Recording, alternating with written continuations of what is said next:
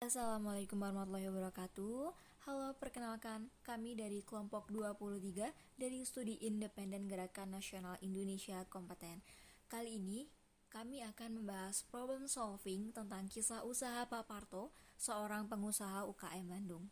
Yuk kita simak ringkasan cerita dari kisah usaha Pak Parto.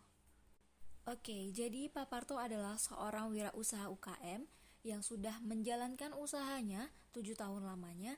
Awal mula, Pak Parto berjualan nasi goreng ikan tuna hingga berjualan beraneka ragam makanan seperti menu lesehan. Awal mula memiliki karyawan 2, hingga saat ini ada sekitar 15 karyawan. Pak Parto juga dikenal sebagai pengusaha UMKM yang sangat sukses. Oke, untuk yang selanjutnya ini merupakan data kinerja dari Parto Kuliner.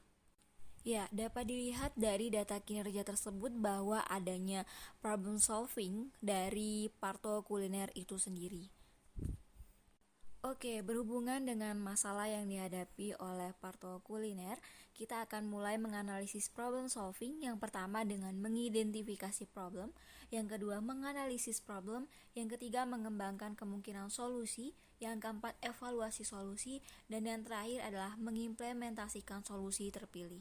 Oke, kita akan mulai identifikasi problem dari permasalahan Parto Kuliner itu sendiri.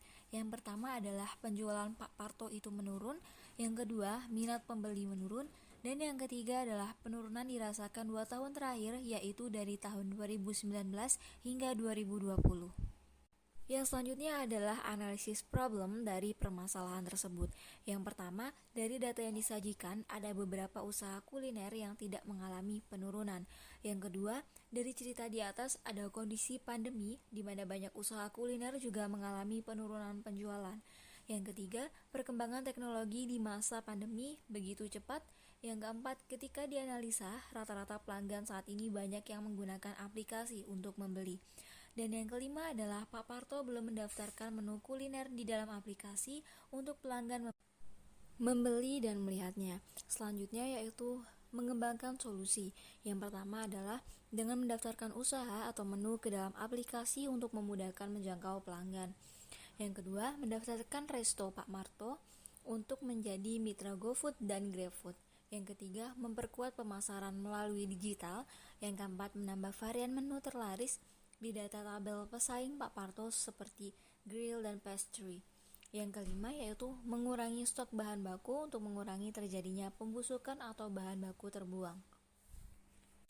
Yang selanjutnya yaitu dengan mengevaluasi solusi.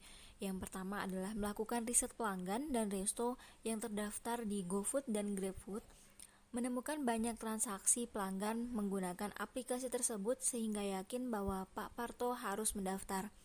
Yang kedua, digital marketing memiliki keunggulan jangkauan lebih luas. Yang ketiga, penghematan bahan baku mengurangi biaya HPP makanan.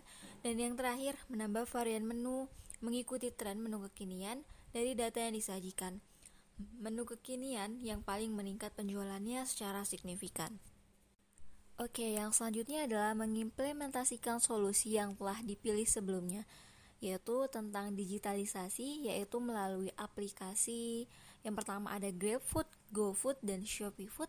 Lalu pemasarannya sendiri melalui Instagram, Facebook, dan Google Ads. Dan yang terakhir adalah solusi produk itu sendiri.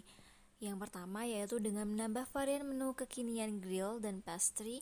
Yang kedua mengurangi bahan baku untuk menghindari kerusakan bahan baku. Dan yang terakhir adalah promosi produk agar dikenal pelanggan.